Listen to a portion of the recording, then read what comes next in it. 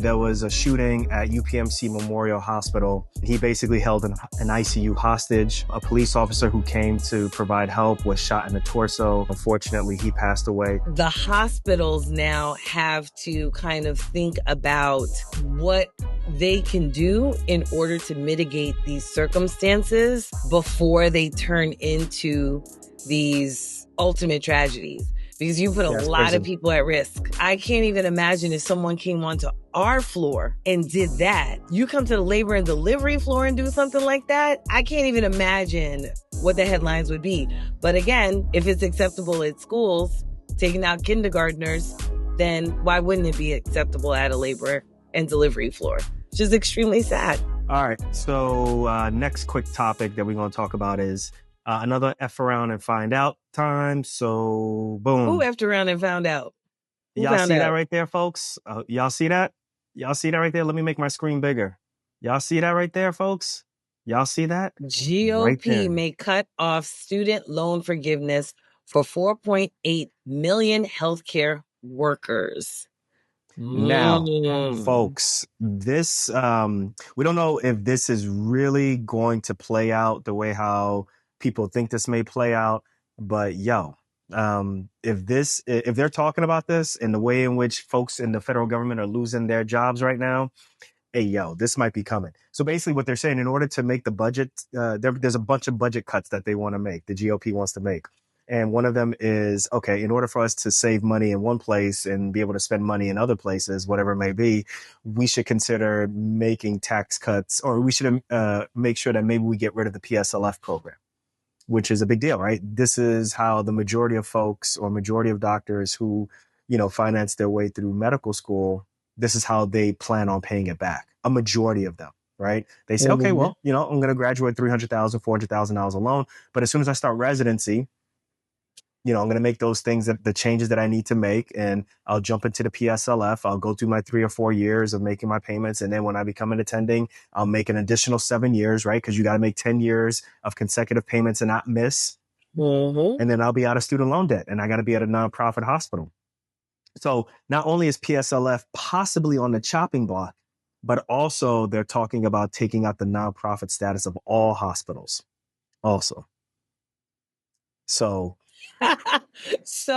first of all, they don't even need to get rid of the PSLF program. If they just say, listen, nonprofit status done, then that'll automatically eliminate the PSLF program. Right? Yes. So there are, what is it from that show, Pearly Victorious? There's more than one way to skin a cat. Wait, what show? What are you talking about? And just like there's a lot of ways of wearing your hat, there's more than one way of skinning a cat. There's more than one way to skin a cat. Pearly Victorious. I don't know what this is. Is this from when you was 13? I don't know. Get out of here, Nate. It's a play. It's an old play. Old black. Yeah. But anyway, so the government giveth and the government taketh away. Just like Al Gore said. I'm gonna tell y'all right now, I don't know if this is gonna happen or not, but y'all see the swiftness at which people are losing their jobs. I would not be shocked if this is gone. The thing that we, even prior to this, me and you, we paid off our debt, guys. We paid off $662,000 of student loan debt in 3 years. We paid it off for a variety of reasons. We paid it off for a variety of reasons, but the biggest one is we don't want to be in debt anymore. It made too many changes to our lifestyle. It almost literally didn't allow us to start having children for various reasons. But one of them is trying to afford IVF. Look, but when we paid off the debt, we went so hardcore at it. And then when PSLF became a thing, I was slowly thinking, I was like, could we have kept a lot more of our principal? A lot of that money that we went to pay off debt, could we have said, okay, we're going to pay our minimums that we have to, and then use the rest of the money to kind of just put towards other things, right? Invest it in the stock market, get some more homes, do some very interesting things with that money, as opposed to take all of that cash and put it towards student loan debt. It had me thinking. I don't know if you were thinking about it, but I was thinking about it. I thought And about it, that, but I quickly said, yeah, that it wouldn't have been for me. And part of the reason that for me, the PSLF program was, because we've been asked that before, like, oh, well, if you had known that PSLF was coming down the pike, right? Because it was very shortly after we paid off our debt that they were like, hey, everybody, you can get your student loans paid off if you have 10 years of X, Y, and Z. But for me, it was never going to be an option because in order for me to have benefited from PSLF, that meant that I had to have been employed. And that is the price that you pay but for we was employed though. we were employed for 3 years, correct? Uh-huh. Right? We were employed for 3 years.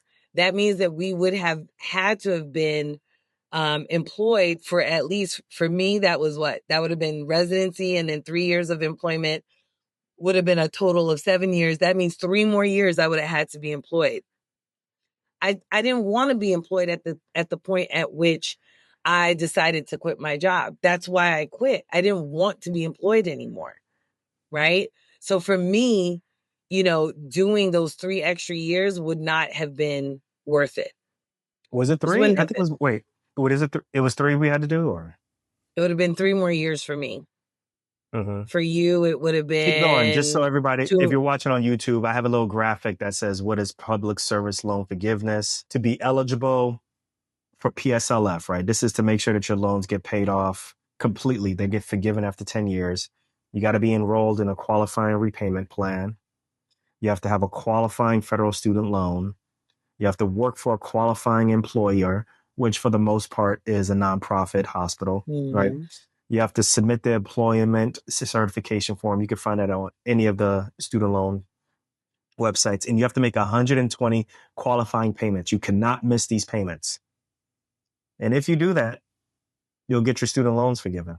And And for it's me, it probably would have been more because I deferred, forbeared, missed but payments. you So didn't know you was in a actually, but you didn't know you was in a program. So what you're saying is it would have retroactively. I don't know if it would have retroactively no, worked it wouldn't have for us, retroactively worked for but me. if you Actually, had known, right. but if you had known that you was in this program, I think if first of all, if you would have known that you were in this program or this program would have existed, you would have had a certain type of repayment plan. So the repayment plan is based off of how much you guys make, right? So let's say, for example, Hmm. like you have $400,000 in loans. At the time you was how much were you making as a resident? Like 40, 50, or maybe like 50, Yeah, 60, I and you feel was in like Jersey. 50, 60. Yeah. You was in Jersey. The cost of living is Hmm. higher. Rather than paying like, I don't know, whatever that would have been, like 4,000, every month, they bring it down to, I don't know, like a G, 2 Gs, whatever it may be, maybe Hmm. even less than that. And then you do that for several years from residency. And then it may change once you become an attending, Hmm. and then you have to make consecutive payments. It might be worth it, but you don't think so. I didn't want to be employed anymore. I did Yeah. not like being employed. Like, people might But we did, sit we there and did be three like, years. We we did did three 3 years of years. And employment. then we said Yes. we didn't want to be employed anymore. We And then didn't if want to you're be employed locums, you anymore. can't do it. If you're locums, Right. you can't do it You BPSLF. don't So, qualify. For me, I just didn't want to be employed anymore. Like the mental burden of being employed it was just too much for me, which is so talk why, to us about that. Talk to us about that. What does that mean? What do you mean by that? I look, You didn't like bringing charts home. I didn't like bringing charts home, right? So when I was employed, I was full scope OB, which basically means that I was in the office.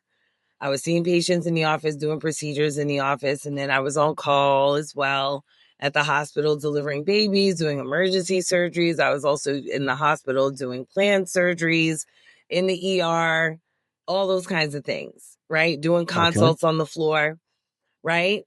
And I just wanted to be able to do the things that I liked to do best.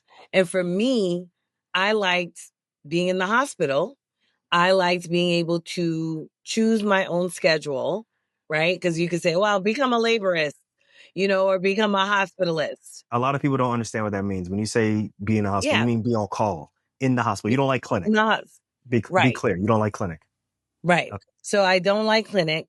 I Uh-huh. just didn't like it. And so I wanted to be able to make those decisions on my own as to what my schedule was going to look like and what my day was going to look like. So you wanted to I work when you wanted to couldn't work. You do didn't that. want to have to Yeah, work. You didn't want to have to wait exactly. till the I beginning, couldn't do the end of that. the month to find out. Yeah, I couldn't do that being employed. And, Yeah. finding your name on a schedule on days that you're like, damn, I really wanted this day off. I just didn't want to have to deal with that anymore.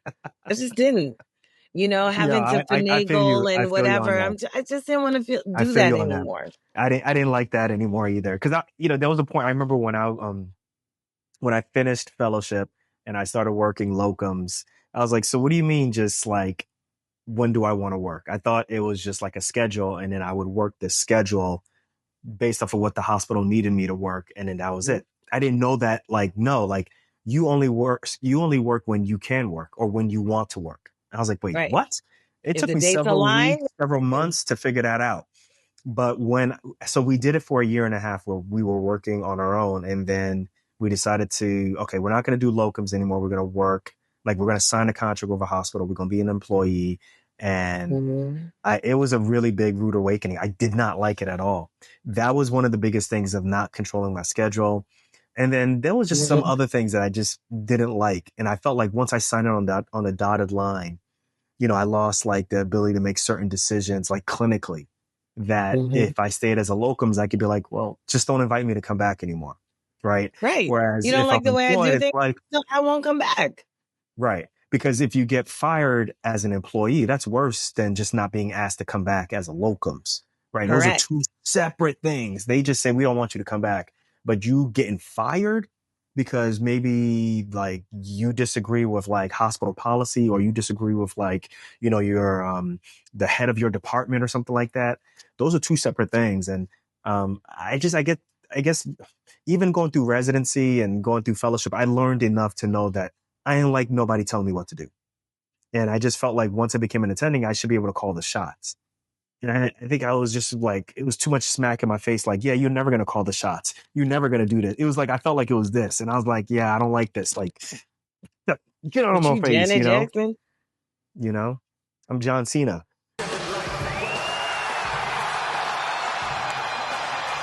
like, yo, John get out of my Cena. face. Like, yo, I was like, yeah, I don't like that. I don't like that, but I feel what you're saying. I feel what you're saying. But listen, yo, Yeah. elections have consequences, y'all. Elections have consequences. And look, they got it at this point right now. They got it. I'm not saying I agree with it. I'm not saying that we shouldn't say anything, but I'm just saying, yeah, they got it. And this is a time over these next 4 years that y'all gonna have to just tighten the belts, and just kind of So, figure out a way so that you not go ahead. I mean, here's my thing. I think that people always need to be on plan A and plan B, right? And if you think that something that you can't control is the thing that you're going to peg your life on, you need a plan B because you cannot control the PSLF. And we've talked about this on this show before where we're like, okay, well, PSLF, you know, it didn't exist when we were paying off our loans, but now it It was a exists, which But it was means a problem early on. It was a problem early on because you remember I they said understand. people would submit their papers and they weren't hearing anything back. And Yes. it took us like, it was right around like 2018, 2019, I think, when the real PSLF people who really went through the Started beginning. rolling out. Yeah. Yeah. Right. So it didn't exist before, but it exists now, which means it cannot exist later on, right? Like there's Mm. a possibility that it won't exist, The alpha and the right? omega. And the alpha and omega. And you know me, I always say, whenever you start something, you should always think about how that thing is going to end. We've talked about Tom Brady on this show before, right? At some point, he had to think about what his career was going to look like at the end. But it You still seemed got like that? he never, huh? I was like, I don't think he did actually. No. I said, but that's what I was going to say. At some point, he had to, but it seemed like he didn't, But he didn't want to right? It admit it. seems like He never thought about what retirement would look like, which is why he essentially lost well, I can't say that's why, but he essentially lost his entire family right at the point at which he was supposed to retire. Right. And so it's like, well, what does this look like for you?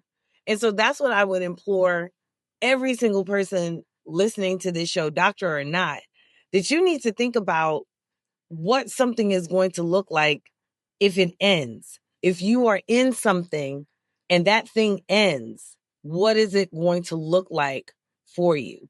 And to have a plan B, have a plan B. Now I get it. There are things in life that you can't plan for, or, they just happen so suddenly. I get it. But there are a lot of things that you actually can plan for.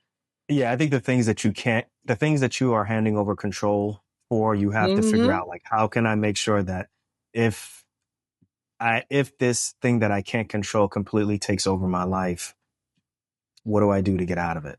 Right. And student loans has the potential to take over someone's life, right? Or take over, the economics and so forth. Yeah, so their resources. like, I think that, listen, y'all, like, y'all may have to start considering, like, what it's going to be like to put some stash away, put a stash away so that you can save money, so that you can make some large student loan payments that may be on the table. I mean, this goes these for are a lot of things.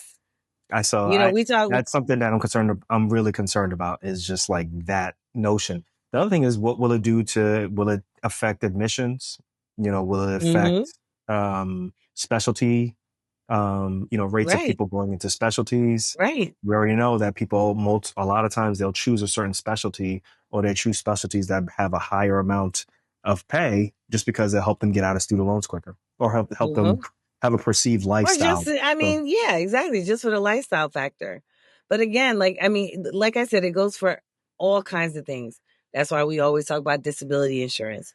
That's why we always talk about life insurance on this show. We talk about all of these things, right? We do. All these things, all these things have a common thread, and that is something that you can control, right? In terms of the impact of that thing, right? You can control, like, what happens, at least financially, or at least, in some sort of lifestyle way, some sort of plan. You can make a plan for if that thing doesn't pan out.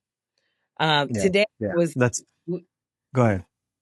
Well, I'll say quickly, I know we probably weren't going to get on this subject at all, but speaking of, pop culture. So today, or yesterday, actually, I found out about, Joy-Ann Reid being let go from MSNBC. And if you know anything about me, I had said 2 years ago, I was like, they're going to get rid of Joy-Ann Reid. And today I was texting with a friend of mine, and I was like, I feel like people are shocked. I feel like people are just shocked that this happened. And particularly her, I felt like she had a clip on I forget what show she was on, but she had a clip that played on Instagram, and obviously she was very upset about having lost that spot on MSNBC. And I was like, should we be leaving on a high note? Should we be taking control of our own lives? Should we be realizing that a platform that isn't yours and built for you, i.e. a program, PSLF, that isn't necessarily, built for you specifically, you don't control it. Should you be planning a plan B? I think the answer is yes. Yeah, So that way look, you're not in our example, there's plenty of examples of people just, like, not staying on network TV and going to YouTube and creating their own, TV shows and so forth. But I think we get the point.